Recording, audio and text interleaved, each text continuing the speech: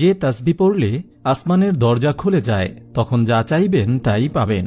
সৃষ্টির সূচনা লগ্ন থেকেই জগতের সব প্রাণী মহান আল্লাহর তাসবিহ পড়ে। আল্লাহ তাআলা তার প্রশংসায় তাসবিহ পড়াকে এত বেশি পছন্দ করেন যে তিনি বান্দার জন্য আসমানের দরজা খুলে দেন। আর আসমানের দরজা খোলার পর বান্দার সব আবেদন নিবেদন বিনা বাধায় সরাসরি আল্লাহর দরবারে পৌঁছে যায়। এমন একটি তাসবিহের কথা এই ভিডিওতে আলোচনা করা হলো।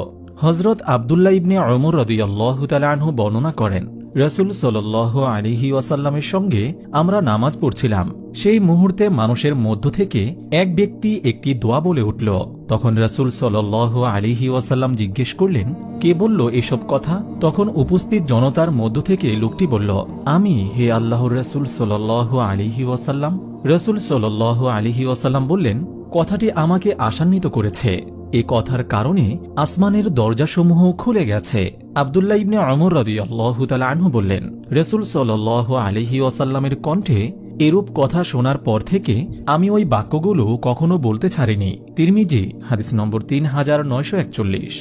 দোয়াটি হল, আল্লাহু আকবার কাবীরা ওয়াল হামদুলিল্লাহি কাসীরা ওয়া সুবহানাল্লাহি বুকরাতাও ওয়া আসীলা।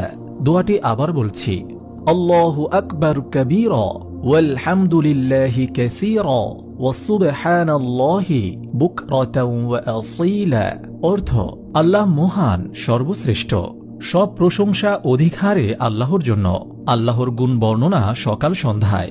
এ তাসবিহ পড়ার ফলে মহান আল্লাহ তাআলা বান্দার জন্য আসমানের দরজা খুলে দেন এবং বান্দার সকল দোয়া কবুল করেন, মনের সব আশা পূরণ করেন।